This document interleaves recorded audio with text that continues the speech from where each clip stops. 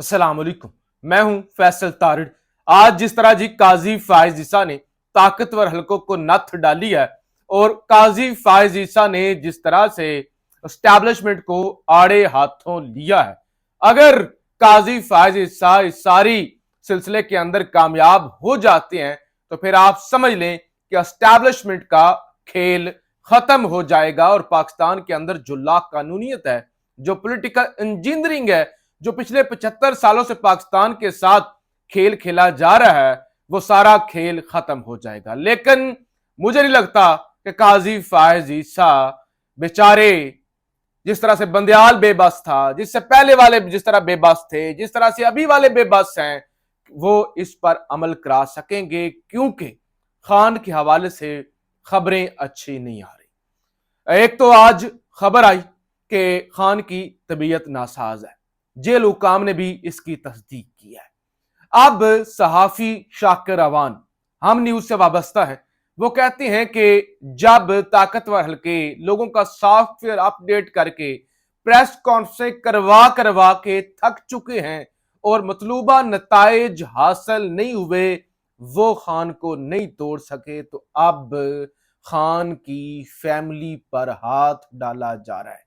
किसी वक्त भी खान की बहनों को गिरफ्तार किया जा सकता है, जरूरत पड़ने पे खान की एहलिया को भी गिरफ्तार किया जा सकता है। तो जब खान के करीबी रुफका यानी फैमिली मेंबर्स, बहनें, उन पर हाथ डाला जाएगा, उनको गिरफ्तार किया जाएगा, तो फिर खान टूट जाएगा।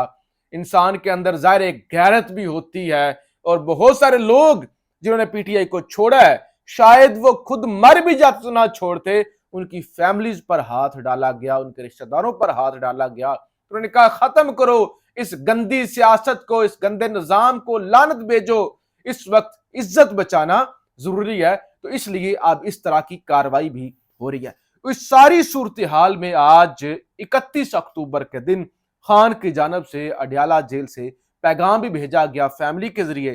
खान ने कहा यह पैगाम मेरा तमाम वकला के लिए है, तमाम वो वकला जो आइन को पसंद करते हैं, आइन की बालादस्ती देखना चाहते हैं। मेरा उनसे यह पैगाम है कि आप एक ऐसी मुल्कगीर मुहिम शुरू करें जिसमें पाकिस्तान की आवाम को जो उनके बुनियादी हकूक हैं, वोट का हक है, वो दिया जाए, उसका मुतालबा किया जाए। उस इमरान खान ने कहा यह बहस सानवी है, यह सेकेंडरी चीज है कि पाकिस्तानी अवाम किसको इलेक्ट करते हैं। इसलिए ना मुहिम शुरू करें कि इमरान खान को वजीर आजम बनाया जाए, इसलिए कि पाकिस्तानी सियासतदानों को इलेक्शन का मौका दिया जाए, पाकिस्तानी अवाम को फैसला करने दिया जाए, वो चाहे जिसको भी इलेक्ट कर ले, लेकिन मौका जरूर दिया जाए। खान का यह हंगामी तौर पर मेरा पैगाम है सब के लिए कि पूरे मुल्क के अंदर वकला निकले और 1 पॉइंट एजेंडा हो, इलेक्शन पाकिस्तानी अवाम के जो आइन के अंदर बुनियादी हकूक दिए गए हैं उसके लिए फौरी तौर पर फ्री एंड फेयर इलेक्शन करवाया जाए। यह खान की जानब से पैगाम भी आ चुका है। अब इसके अलावा एस्टैब्लिशमेंट के सामने कुछ और जमातें भी रो रही हैं। इस हवाले से भी एक दावा सामने आया कि काफ लीग ने एस्टैब्लिशमेंट से शिकवे, ये काफ लीग वो वाली शुजात हुसैन वाली, बाकी तो आपको पता है पीटीआई में आ चुके हैं। उन्होंने कहा कि आपने इस्तेकाम पाकिस्तान पार्टी क्यों बनाई, यानी उन्होंने कहा कि हमने तो आपका साथ दिया, अदम एतमाद के अंदर भी साथ, पीडीएम के भी साथ, उसके बाद में भी हमने अपना खानदान तोड़ लिया, हमने अपना खानदान तकसीम कर लिया, लेकिन हम आपके साथ रहे। आपने कहा रात है, हमने कहा रात है, आपने कहा दिन है, हमने कहा दिन है, हमने परवाह नहीं की, पूरी फैमिली का बेड़ा गर्क कर दिया, हमारे गेट तोड़े गए आके, लेकिन हम अपने भाई के खिलाफ चले गए, हमने आपके सामने उफ नहीं की। अब ये क्या हो गया कि इस्तेकाम पाकिस्तान आपने जमात बना दी। अलीम खान तो पहले काफ लीग में हुआ करता था, जहांगीर तरीन भी काफ लीग में था, तो बजाय नई जमात बनाने के उनको काफ लीग के अंदर लेके आना था। लिहाजा ये शिकवा किया गया है और अब दबाव एस्टैब्लिशमेंट पर डाला जा रहा है कि पीटीआई के कुछ लोग मजीद तोड़ ताड़ के ना, या जो पहले टूटे हुए हैं उनको काफ लीग के अंदर शामिल करवाएं, ताकि हमारी जमात के भी कुछ 4 कख जो हैं वो बन जाएं। बहरहाल आज के दिन जो सबसे बड़ी चीज है वो तो है सुप्रीम कोर्ट, कि सुप्रीम कोर्ट के अंदर आज ऐसा 3 रुकनी बेंच ने वो उस मैच पड़ा कि एक तरफ उधर इलेक्शन कमीशन के वकील आ रहे हैं, उधर जनाब पैमरा के वकील आ रहे हैं, और फिर हुक्मनामा भी आज जारी हुआ है जो काजी फायज ईसा की अदालत की जानिब से, उन्होंने कहा हम ये जानना चाहते हैं, काजी साहब ने कहा हम ये जानना चाहते हैं कि ये जो फैजाबाद धरना हुआ था ये अचानक नहीं हुआ था, इसका मास्टरमाइंड कौन था। अब काजी साहब कहते हैं हम ये जानना चाहते हैं, जरा काजी साहब इसका पता कर लें कि रात के 12 बजे अदालतें खुली थी, उसका मास्टरमाइंड कौन था। चले वो बड़ी पुरानी बात है, साल हो गया, ये जो कल अभी एक मफरूर भगोड़े को लाया गया है और आपकी अदालतें उसके सामने लेट गई हैं, वो कौन है जिनके सामने आमर फारूक जैसे जज लेट गए, जिनको एयरपोर्ट पे सारी फैसिलिटीज दी गई, जो मफरूर और भगोड़े थे और आज भी आजाद फिर रहे हैं, पाकिस्तानी आइन को कानून को मुंह चढ़ा रहे हैं, जिनके बारे में कहा जाता है वो 74 साल उम्र हो गए, जेल नहीं बर्दाश्त कर सकते। अच्छा, 74 साल का बंदा अगर किसी को कत्ल कर दे फिर क्या होगा। यानी वो आप सुप्रीम कोर्ट का फैसला नहीं जस्टिस तारक साहब का कि वो एक जमानत का ये मतलब नहीं कि सारे केसेस के अंदर जो है वो जमानत मिल गई है, अगर वो बाहर निकल के कत्ल कर दे, अब 74 साल का कत्ल कर दे फिर क्या है। 74 साल के बंदे को फिर जेल में नहीं डालना चाहिए। वो यास्मीन राशिद खातून है, मेडिकल कॉलेज की प्रिंसिपल है साहब का, कैंसर सर्वाइवर है, आज भी जेल में, बूढ़ी है। वो इमरान खान की 71 साल उम्र है, बूढ़ा नजर नहीं आता बजाय, लेकिन उम्र 71 साल है इमरान खान की भी। लेकिन ये इसका ही पता चल जाए तो पता चल जाता है कम से कम के मास्टरमाइंड कौन है।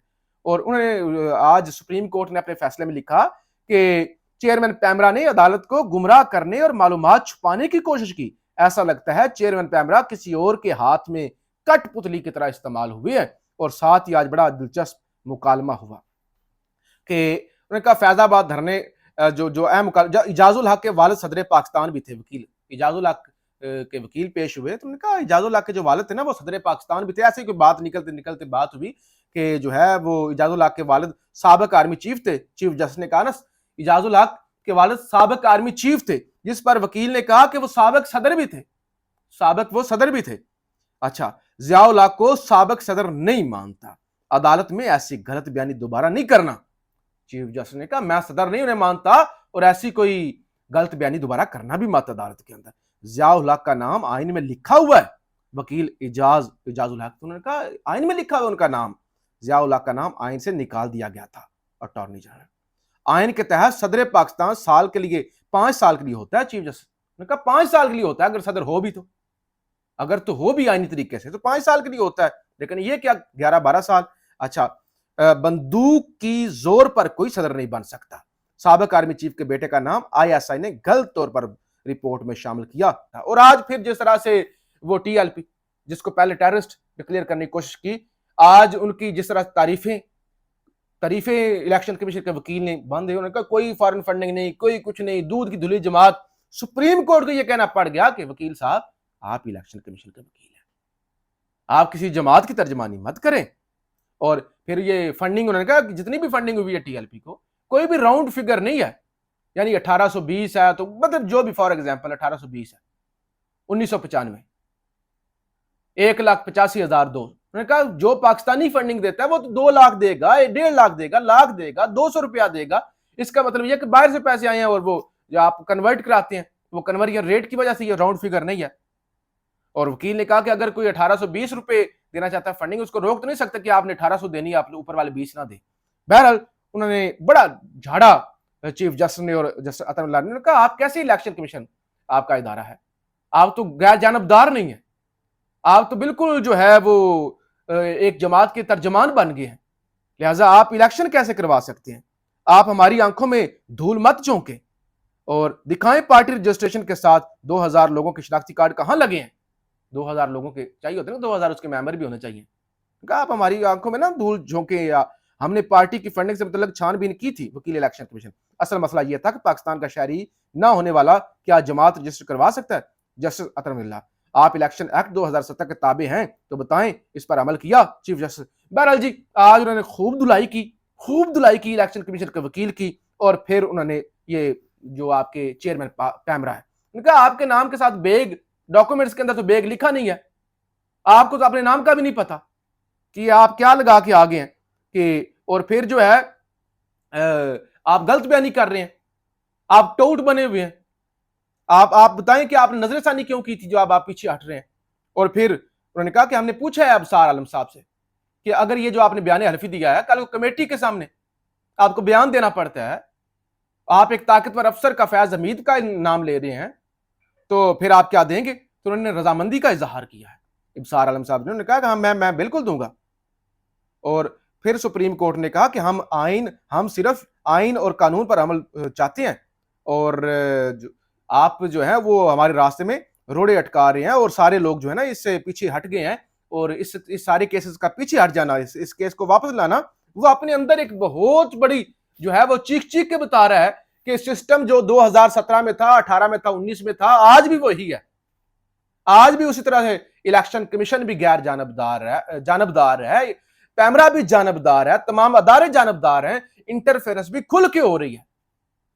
बहरहाल आप जाके वो हुक्मनामा पढ़ें और आज की समात के हवाले से पढ़ें तो आपको लग पता जाएगा कि आज काजी फायज ईसा ने और जस्टिस अतर मिल्ला ने ताकत हलकों को बड़ा टफ टाइम दिया। हालांकि बहुत सारी चीजों में कमजोरियां दिखा देते हैं, लेकिन आज उन्होंने बड़ा टफ टाइम दिया है, और असल पता कल चलेगा।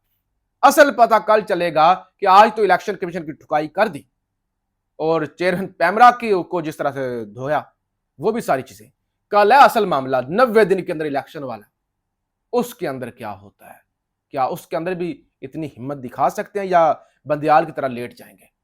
इलेक्शन होंगे, क्योंकि ताकतवर हलकों का तो प्लान नहीं है, उनका तो बिल्कुल प्लान नहीं है। वो तो इमरान खान को तोड़ना चाहते हैं, किसी भी कीमत पर तोड़ना चाहते हैं, चाहे उनकी बहनों को पकड़े, चाहे उनकी बीवी को पकड़े।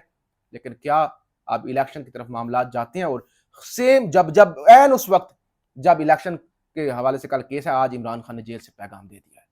तो बहुत कुछ, एक बड़ा जो खेल है ना, एक बड़ी कह लें कि जंग, उसका आगाज हो चुका है पाकिस्तान